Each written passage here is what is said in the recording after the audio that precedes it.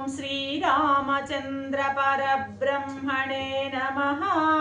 శ్రీ గురుభ్యో నమః. శ్రీమాత్రే నమః. శ్రీ గణేశాయ నమః.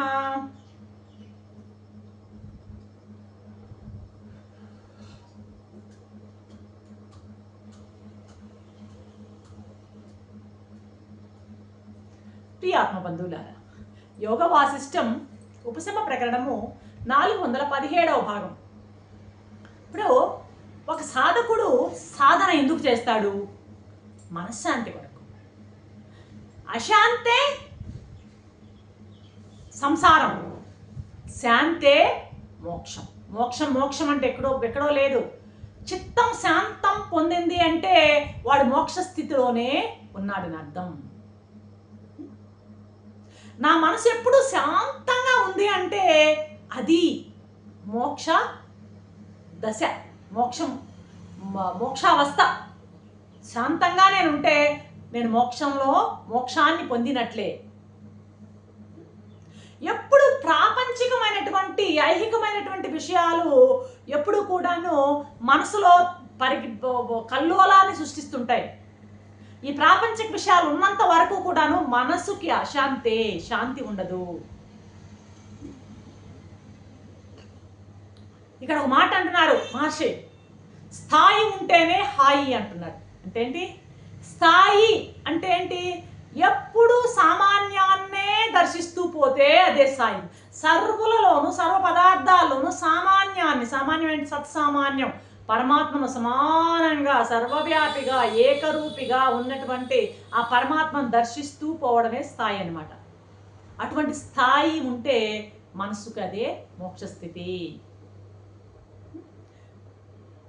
ఎప్పుడైతే ఆ సామాన్య దృష్టిని వదిలి విశేష దృష్టిపై పడిందో మనసు, విశేష దృష్టి అంటే ఏంది?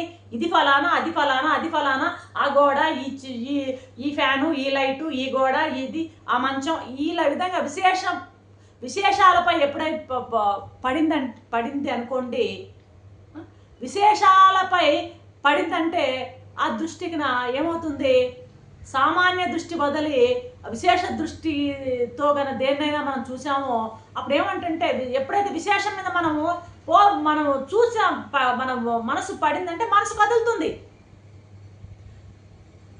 ఆ కదలడాన్ని ఏమంటారంటే స్పందం అంటారన్నమాట. ఇప్పుడు మనసు కదిలి ఆలోచన రూపంలో ఆ వస్తువు మీద పడి ఆ ఆలోచనతో లోపల ఉన్న చైతన్యం జతగట్టినప్పుడే మనకు అది కనపడడం కానీ వినపడడం కానీ ఆ జ్ఞానేంద్రియాల ద్వారా జ్ఞానం కలుగుతుంది.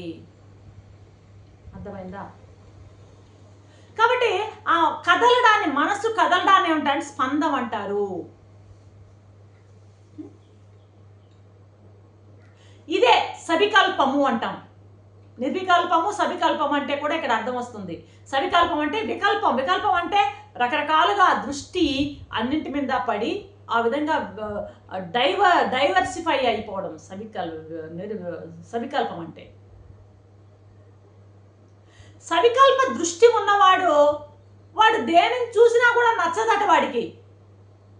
నిర్వికల్ప దృష్టి గలవాడు అన్నింటినీ అసలు చూడవాడు ఒకటానే చూస్తుంటాడు. దాంట్లో ఒకే సత్సామాన్యాన్ని, ఒకే చైతన్యాన్ని చూస్తూ ఉంటాడు అనమాట. దాంట్లో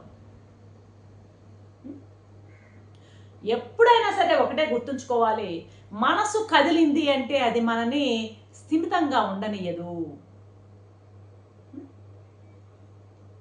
అర్థమవుతుందా? శాంతంగా ఉండనియదు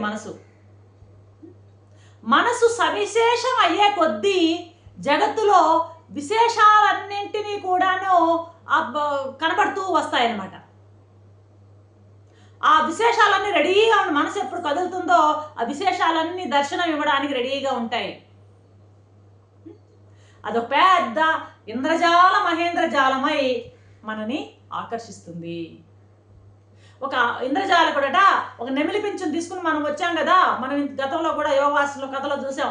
ఆ ఇంద్రజాలకుడు అలా నెమిలి పింఛం అలా తిప్పుతాడట. ఆ పింఛం తిప్పుతూ ఉంటే ఆ పింఛంతో పాటు మన కళ్ళు కూడా తిరుగుతాయి. ఏమవుతుంది? అప్పుడు సత్ అసత్తుగాను, అసత్ సత్తుగా కనపడుతుంది. ఎందుకు? దీనికి కారణం ఏంటంటే స్పందం. చిత్త స్పందంతోనే లేని జగత్తు కనిపిస్తూ ఉంటుంది. ఇలా చెప్పగానే రాముల వారు అందుకున్నారు, మహర్షి ఈ చిత్త స్పందం సంసారం వల్లనే కలుగుతుందని చెప్తున్నారు కదా, దేని వలన సరే అంటే ఈ చిత్త స్పందము వలన సంసారం కలుగుతుందని చెప్తుంటారు కదా, మరి ఈ చిత్త స్పందం ఎందుకు కలుగుతుంది? ఏ ఏ విషయాల వలన, ఏ ఏ ప్రక్రియల వలన చిత్తం స్పందిస్తుంది, దేని వలన చెలించకుండా ఉంటుంది? ఎలా ఈ చిత్తం బంధం లేకుండా, చిత్తాన్ని మనసుని బంధానికి దూరంగా లేకుండా, బంధం లేకుండా ఎలా చేసుకోవాలో చెప్పండి. కొంచెం కన్ఫ్యూజన్గా ఉంది ఈ క్వశ్చన్ అడగడం. దేని వలన చిత్త స్పందం కలుగుతుంది, దేని వలన చెలించకుండా ఉంటుంది, ఎలా బంధం లేకుండా చేసుకోగలగాలి? ఇవి 3 క్వశ్చన్స్ కలిసి అడిగాడు రాముడు గారు. అంటున్నారు మహర్షి, అయ్యయ్యో రామా, ఇంతేనా నీకు అర్థమైంది? అసలు నువ్వేమనుకుంటున్నావయ్యా? మనసు ఒకటి వేరుగా ఉంది, నాకు ఒక స్పందం వేరే ఉంది అని అనుకుంటున్నావా? ఇది చాలా రాంగ్ నోషన్. మనసు ఒకటి ఉండి దానికి స్పందం ఒకటి వేరుగా ఉంది అనుకుంటే అది రాంగ్ నోషన్. మనసు అంటేనే స్పందం, స్పందం అంటేనే మనసు. అది ముందు నువ్వు అర్థం చేసుకో అన్నాడు. ఎలాగైతే మంచుకి తెలుపుకి సంబంధం ఉంటుంది. మంచు అంటే తెల్లగానే ఉంటుంది, ఆ తెలుపు మంచుకి ఒక మంచం తెల్లగా ఉంది, మంచుకి తెలుపుకి సంబంధం ఎలా ఉంటుందో, ఆ తెలుపుని మంచు నుండి ఎలా విడదీయలేమో, నువ్వులలో నూనె ఎలా నిండి ఉంటుందో, అగ్నిలో వేడిమి ఎలా అభిన్నంగా ఉంటుందో, అలాగే మనసు దాని స్పందం వేరు వేరు కాదు, రెండు ఒకటే. కాబట్టి మనసును ఆపేస్తే అది అచలం, చలించదగిన స్పందం ఉండదు. ఇక స్పందం ఎక్కడ ఉంటుంది? మనసుని కన్నా ఆపేస్తే ఇంకా స్పందం ఉండదు. ఆలోచన అంటే ఏంటయ్యా? చలనమే కదా, చలనమే. చలనం, స్పందం ఆగిపోతే ఇంక మనసు లేదు. మనసు స్పందం వీటిల్లో ఒకటి నశిస్తే రెండవది కూడా నశించిపోతుంది. నువ్వు అడిగావు కదా ఏమని, ఎలా ఈ మనసు నిలపడం అని. 2 మార్గాలు ఉన్నాయ్యా దీనికి. ఒకటి యోగ మార్గం, 2 జ్ఞాన మార్గం. యోగం అంటే ఏంది? ఆ చిత్త వృత్తి నిరోధం. చిత్తంలో కలిగే ఆలోచన, వృత్తులంటే ఆలోచనలన్నా వృత్తులన్నా ఉంటాయి, వృత్తుల్ని నిరోధించడం.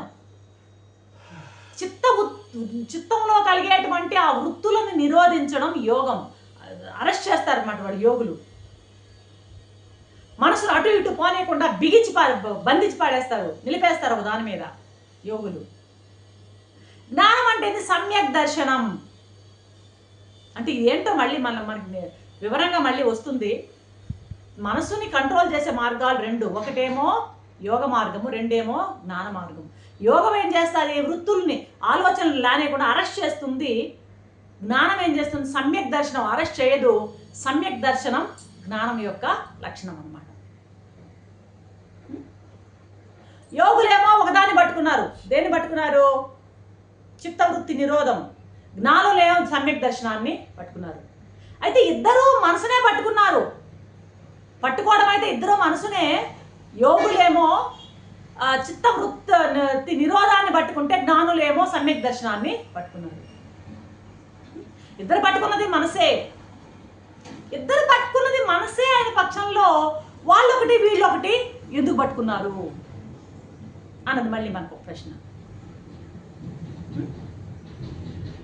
అంటే ఇక్కడ మనం ఏం చెప్పాలంటే, మనసును అరికట్టడానికి వాళ్ళు ఒక మార్గంలో పోతున్నారు, వీళ్ళు ఇంకొక మార్గంలో పోతున్నారు అనమాట. ఎలా, ఏ మార్గం ఏదైతే ఏముంది, కేశవం ప్రతి గచ్చతి అంటామే, అలాగా మార్గం ఏదైనా మనకి గమ్యం ఒకటే, మనసు నిరోధించడం. ఆపాల్సింది ఇక్కడ మనసుని, చిత్తస్పందాన్ని ఆపడం అంటే మనస్సుని ఆపివేయడమే, విశేష దృష్టిని వదులుకోవడమే. అంటే ఇక్కడ మనసును ఆపడం అంటే ఇక్కడ ఏంటంటే హఠయోగం చేసైనా సరే మనసుని ఆపేస్తాము అని భావించడం కాదు. ఇక్కడ హఠం చేసేసి హఠయోగం అని ఉంది, హఠయోగాన్ని పట్టుకుని నేను మనసును ఆపేస్తాము అన్నది భావన కాదు. ఇక్కడ మనసుని నిలిపివేయడం అంటే దృష్టిని నిలిపేయడం. దృష్టిని నిలిపేయడం అంటే విశేష దృష్టిని, ఏ దృష్టిని నిలిపేయడం? విశేష దృష్టిని నిలిపేయడం, ఫలానా ఫలానా అని చూసేటువంటి ఆ విశేష దృష్టిని నిలిపేయడం అంట. అసలు మామూలుగానే దృష్టిని నిలపడం అన్నది మహా కష్టం. ఎప్పుడూ కూడాను ఏదో ఒక దృష్టి పెట్టుకునే ఉంటాం మనం. దృష్టిని నిలిపి ఉంచడం అన్నది మహా కష్టం. అసలు జ్ఞానం యొక్క లక్షణం చెప్పాలంటే దృష్టి కలిగి ఉండడమే. జ్ఞానం ఎప్పుడు ఏదో ఒక దృష్టి పెట్టుకునే ఉంటుంది. ఏ దృష్టి లేకపోతే దాన్ని మళ్ళీ అజ్ఞానం అనేస్తారు. కాబట్టి ఏదో ఒక జ్ఞానం ఉండాలి. మనకు ఉంది జ్ఞానం, ఏంటంటే విశేష జ్ఞానం ఉంది. అయితే మనకి ఆ విశేష జ్ఞానం అంటే జీవుడికున్న జ్ఞానం విశేష జ్ఞానం, ప్రత్యేకాత్మకున్న జ్ఞానం సామాన్య జ్ఞానం. ప్రత్యేగాత్మక జ్ఞానం వేరు, జీవుడి జ్ఞానం వేరు. జీవుడికున్నది విశేష జ్ఞానం. జ్ఞానం లేదా అంటే ఉంది మనకి మిథ్యా జ్ఞానం ఉంది, విశేష జ్ఞానం ఉంది. ఏ జ్ఞానం ఉండాలి?